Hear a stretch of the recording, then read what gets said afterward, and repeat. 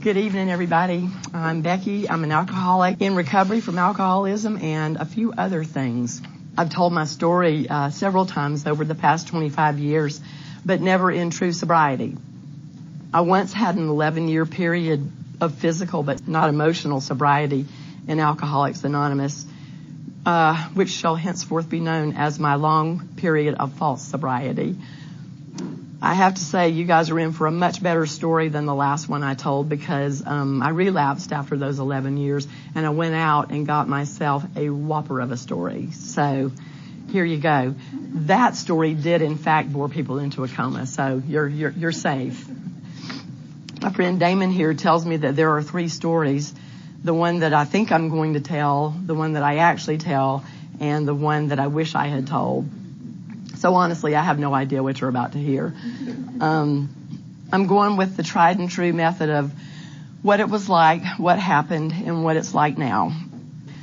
I don't intend to spend a lot of time talking about the years between age 16, when I discovered the magic of alcohol, and age 39, which is when I began my 11-year period of false sobriety. Instead, I think I'll tell you just enough so that newcomers can identify with my drinking. I'll tell you about my relapse period and the events that led to a genuine divine intervention. And the absolute happiness that I feel in this very true emotional sobriety that I've been graced to find. You know, I am very, very grateful for all that period when I was not truly sober, because I have, like there has to be dark in order to understand light, there had to be that period of sobriety that wasn't real. So I grew up in what I thought was a normal home. As a matter of fact, until I was about 39, I thought that we were the Beaver Cleaver family. Thank you. Somebody here is old enough to remember Beaver Cleaver. The mom vacuumed the house wearing pearls with all of her full makeup on. No, actually, there was no drinking, no active alcoholism in my home at that point. I do have to add this. My mom would go on much later in life to drink alcoholically, make it to AA, and we'll celebrate 28 years sober next month. So I'm really proud of her, and we kind of have AA in the genes.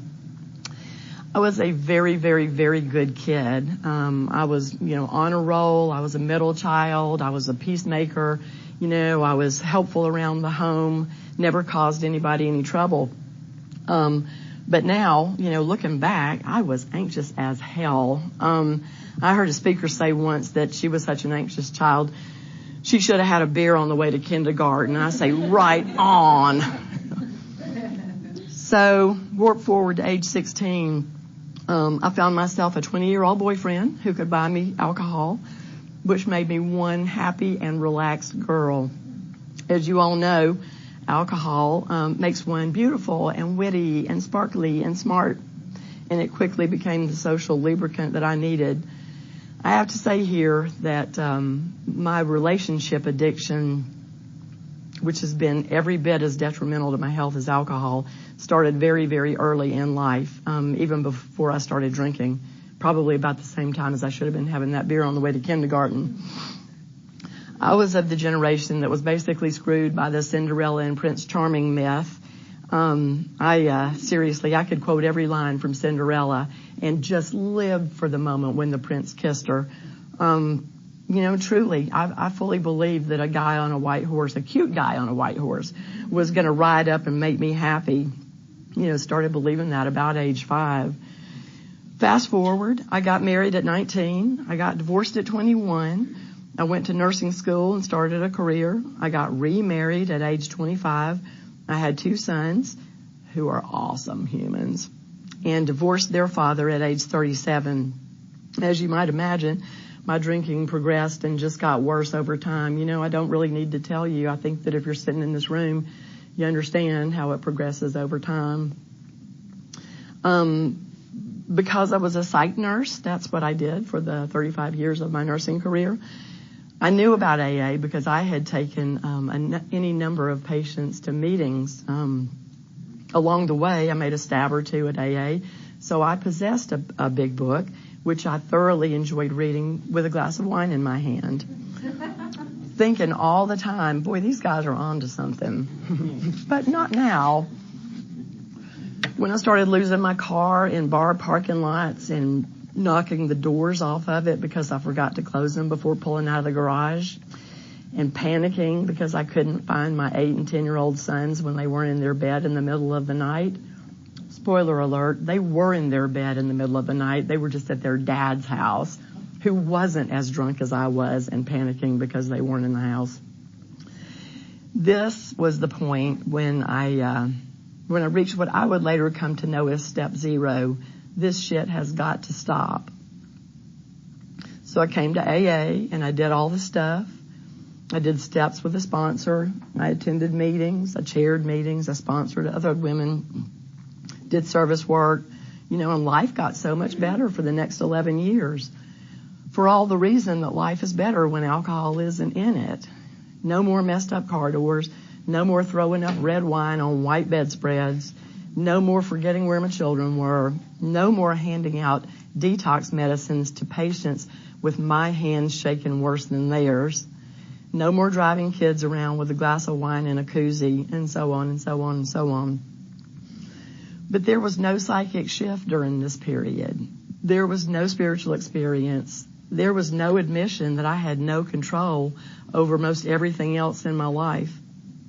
No recognition, indeed, that I was not God. I searched for it. I searched for God. I intellectualized. I tried everyone else's conception of God on. I called it by many names. I went through a period where I called it Ted. Don't know why. Can't imagine. But I never let my barriers down enough to feel anything like higher power flow through me. And it was really frustrating because I saw people who had what I wanted and I just couldn't get there. My attempts to control took the shape of trying to control how others felt about me by trying to figure out what they needed and how they wanted me to give it to them. So my perfectionism was all about trying to control how others saw me.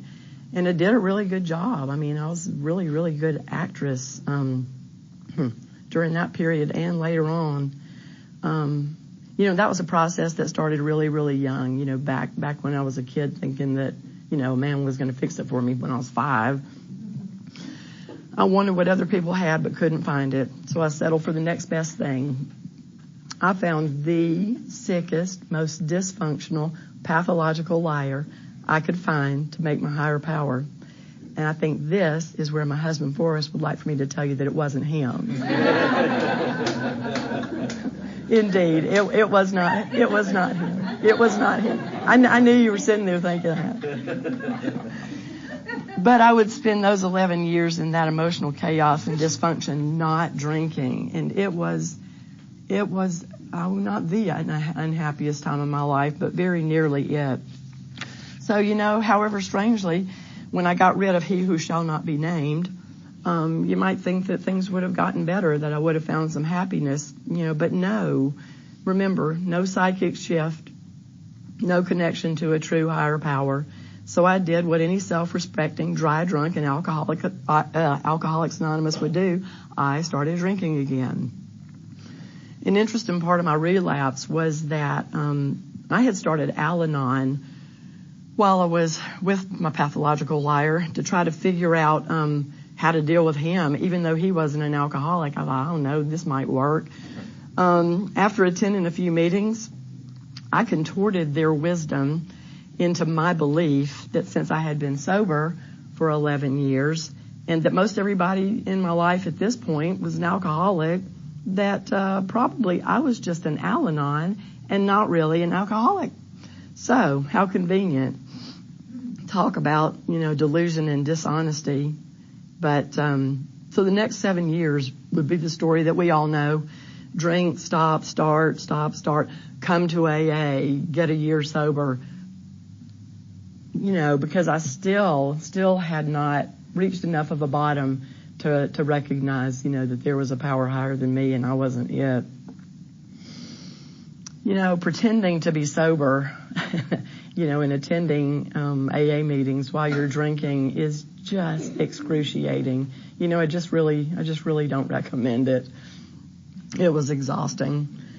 So this is the point, actually, where I make a public blanket apology to all the rooms for my dishonesty, and my living amends are staying truly sober and passing on what I've found to others.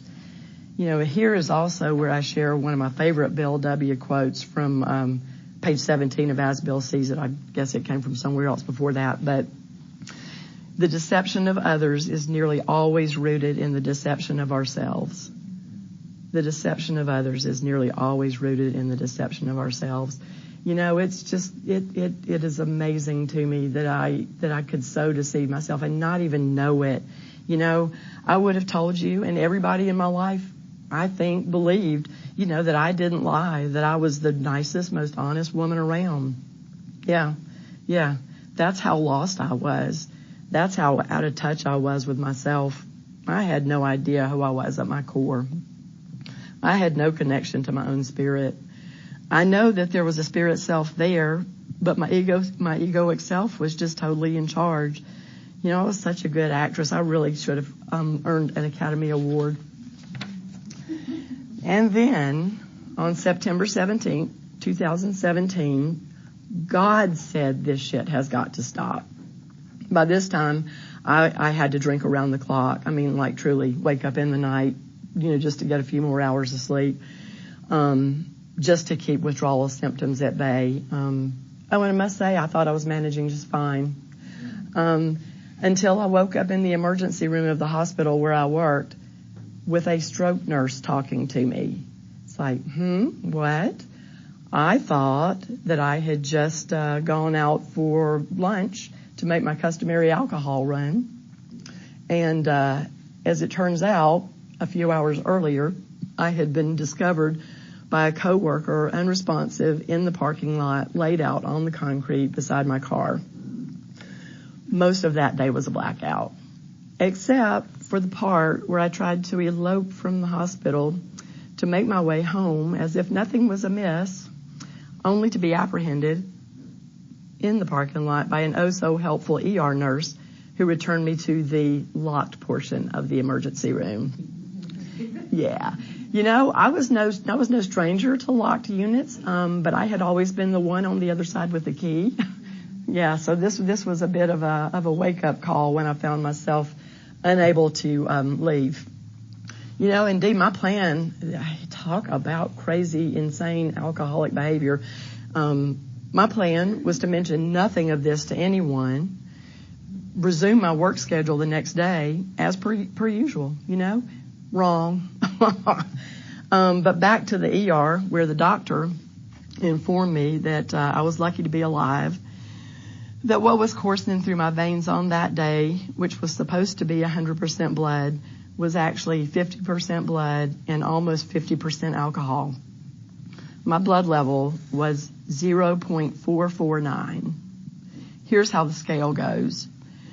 0.080 is definite impairment of muscle coordination and driving.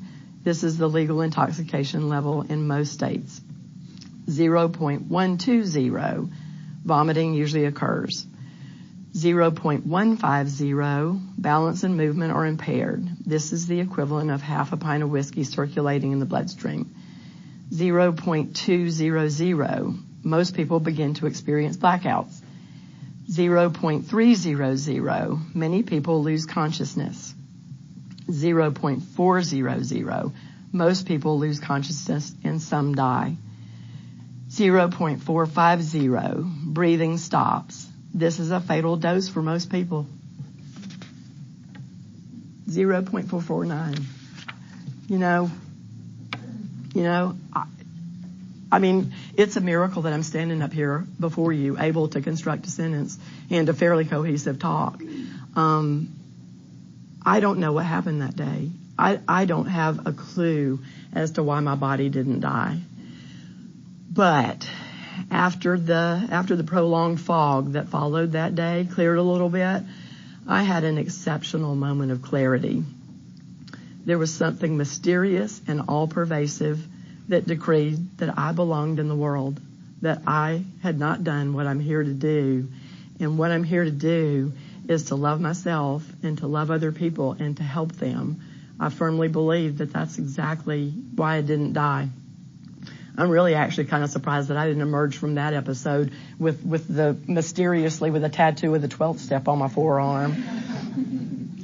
I would not have been surprised. I need to speed things up here. I guess I should tell you that was the day that I let go of my nursing career of 35 years. I did go to Ridgeview, to the Impaired Professionals program, and I could have gotten my license back, but I took that opportunity to reinvent myself. I had always felt like a fraud as a nurse. I do have to tell you, because apparently I do still care what people think about me. The period where I was going out every day, drinking at lunch and buying my supply that I had to carefully hide before I got home and blah, blah, blah.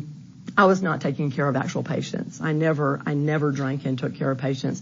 For the last 10 years of my nursing career, I was a paper push-in nurse on the phone with insurance companies trying to get more time approved for the patients. But I had always felt like a fraud. The way I decided to go into nursing was I was working in a psych hospital in the pharmacy, and the pharmacist, I was like at the ripe old age of 20, I was contemplating divorce and knew I was going to have to be able to take care of myself. So the pharmacist I was working with goes, "Why don't you go to nursing school?" And I go, "Okay," because that's how I made decisions back then. I was just looking for people to tell me, which direction to go, what to do, and how to do it. But deciding to leave nursing was an important major step for me, because I was totally consumed by fear of financial failure, and that was when I took my first faith-based step of understanding that if something had saved me, from death, that something would see me through, financially. So that was what it was like and what happened, and this is what it's like now. I thought coming back into the rooms, humbly and honestly, was going to be hard, but it was so not hard. It was so different because I was so different this time. I mean, that crash and burn was the bottom that I needed. Getting that close to death was what had to happen to me to make me different. I came in here with true beginner's mind. And it was like when Dorothy in The Wizard of Oz, sights the Emerald City, and all of a sudden it goes from black and white to Technicolor. It was like, yeah, that's exactly what this experience of sobriety, has been like since 4.5 years ago. Words in the big book. It's like, oh, that's what they meant. Oh, now I get it.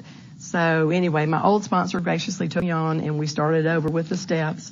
I attended a lot of meetings, and dealt with the shame, but there was no shame in these rooms, because everyone in them was just open-hearted and kind and gracious.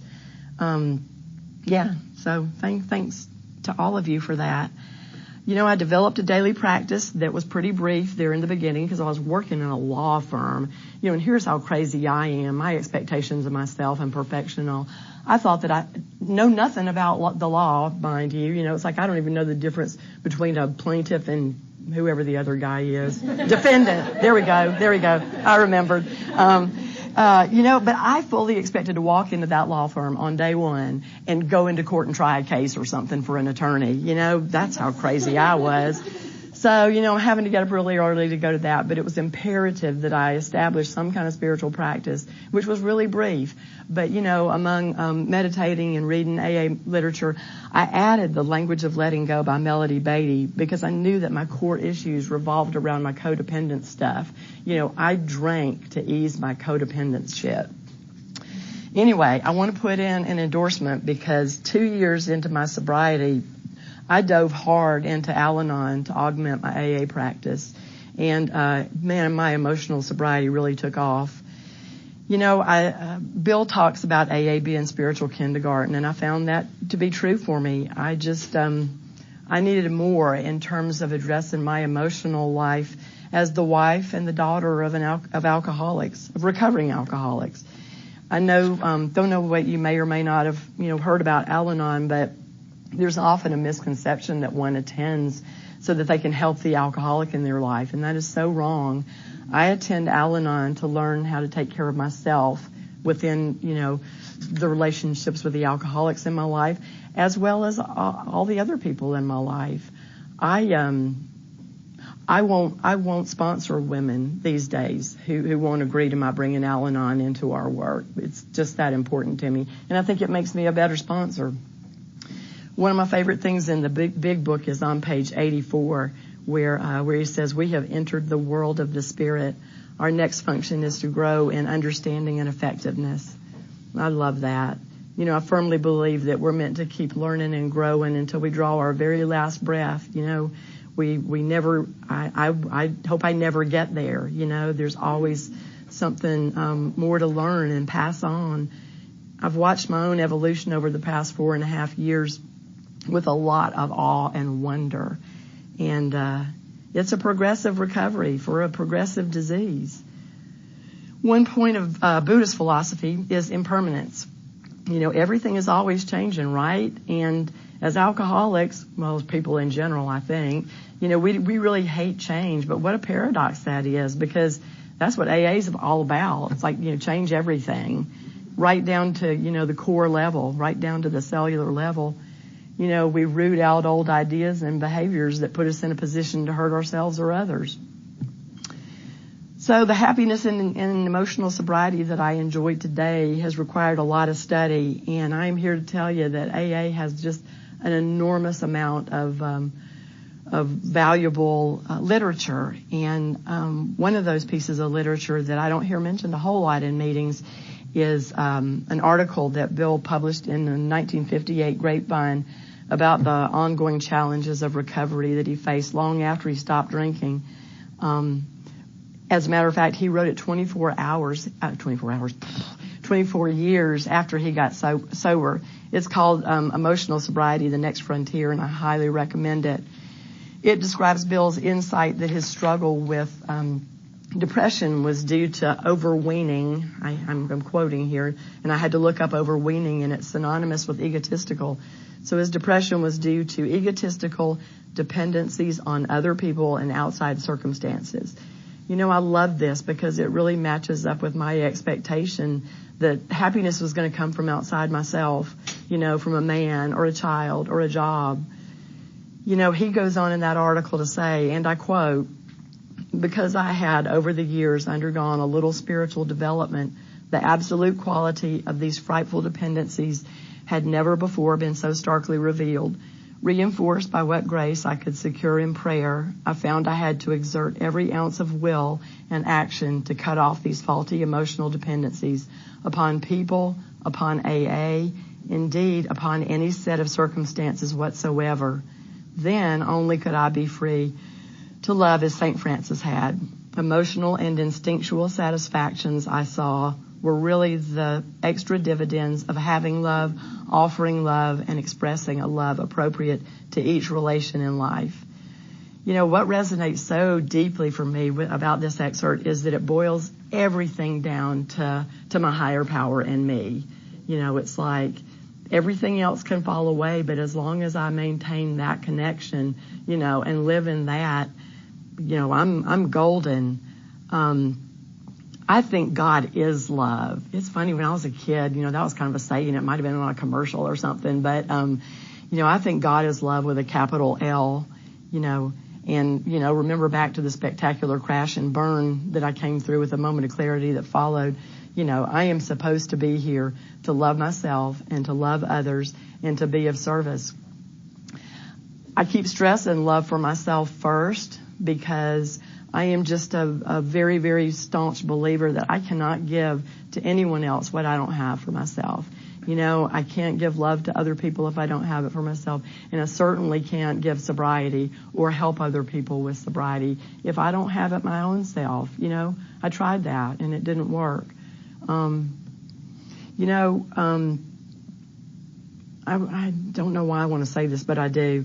There is no need for me to be a big fish in the AA pond.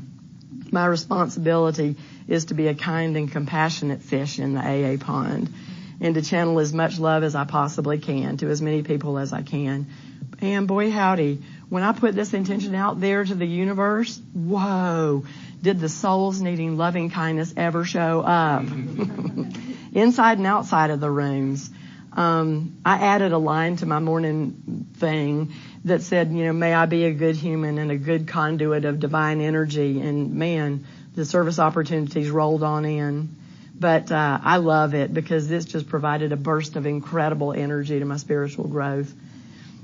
It's just such a ride. If you're new and your sponsor tells you that they learn as much from you as you do from them, believe them. Every single time I work with any of the ladies that I'm mentoring, I grow by leaps and bounds, and my heart just gets so full I can hardly stand it.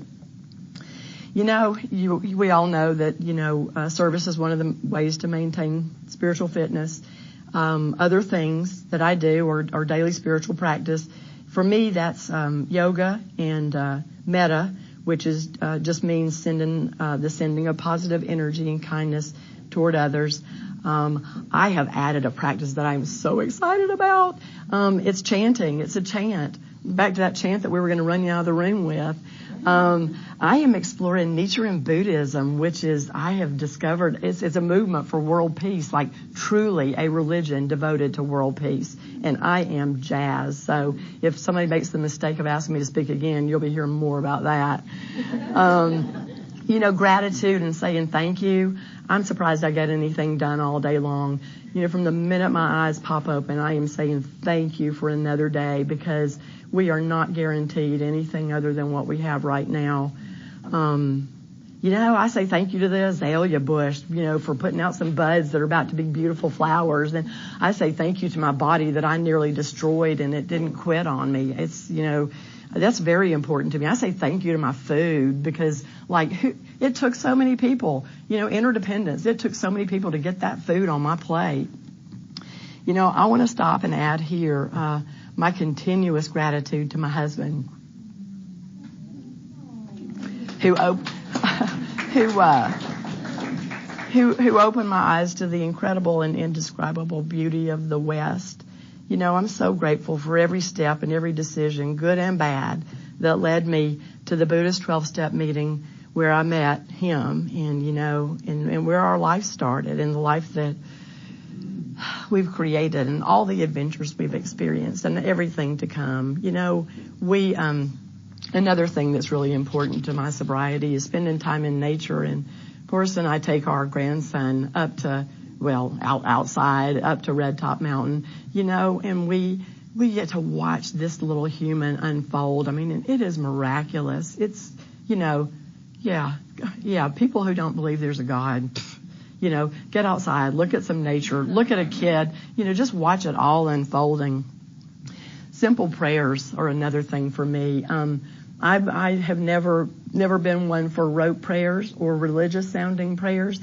So I do have to tell this story. Back when I was still drinking, I would listen to audiobooks on my way to and from work. And I looked in my library one day and there was a book in there called Hallelujah Anyway. And I thought, what the hell? I would never have paid money to download that thing. I'm technologically challenged so bad. Tried to get that thing out of there, couldn't do it. So I thought, okay, fine. So warp forward, I become sober. I look in there, I listen to it, and it's amazing. It's by Anne Lamott, who identifies herself as one of us. And reading that book led me to another book, which is like everything. Everything leads me to the next thing that's just woo.